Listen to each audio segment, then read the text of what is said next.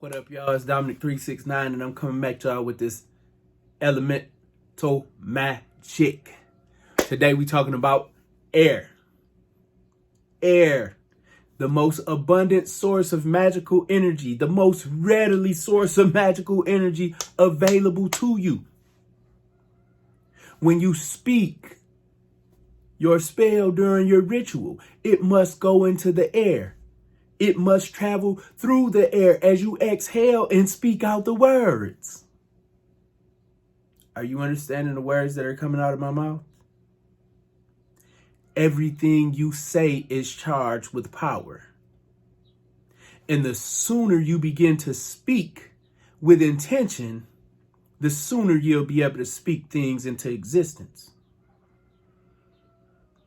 You see the martial artists from China, they do the qigong, they draw in the air. The Indians, the gurus from India with the prana, the healers from Hawaii, the huna. Yeah. They're harnessing the spiritual energy of air. And it's everywhere.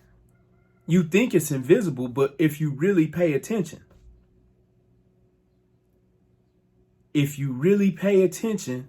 and allow your eyes to see, you'll see that it's like substance everywhere. It's not invisible. You're just so used to looking through it and focusing on more pungent things, more, direct images and vivid things, more solid things. But you definitely can see air just like you can see a gas hologram in the street.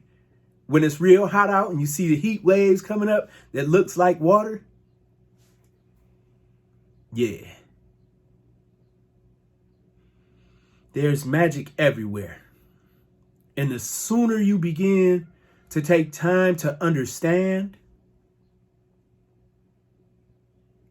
that you can harness energy and use, the elements with intention,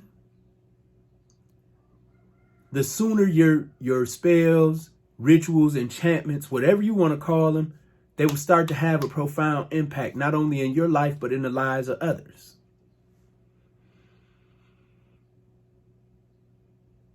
How many times a day do you breathe with intent?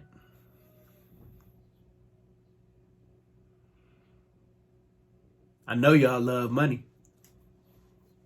I know you love money. Everybody love money. Some people love money for the wrong reason, but money is a tool. So inhale abundance. Exhale everything that's interfering. You don't have to name anything. Just say, I release all that no longer serves my abundance. And allow it to be released on your exhale. Inhale strength and vitality. Exhale that which no longer serves you. With intention, inhale energy that charges every cell in your body, heals and revitalizes it. Exhale the energy from the cells that you no longer need. And you'll start to feel things happening within your body.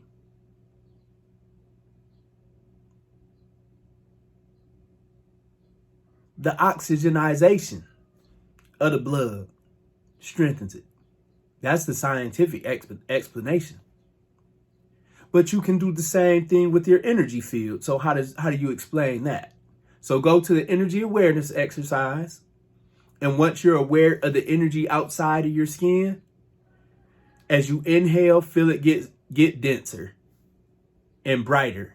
And as you exhale with intention, allow your energy field to release all of the energetic connections that no longer serve you. Your breath work is some of the most quick and powerful magic you can do. If you're a Christian, a Muslim, Jew, your holy book says, you breathe life into it. Breathe life into Adam. The Hebrew first letter is Aleph, which means spirit or breath. Yeah. The breath is where it's at. Now, I'm not telling you guys to do a whole bunch of weird breathing exercises like you're a Hindu guru or anything like that, because it's not necessary.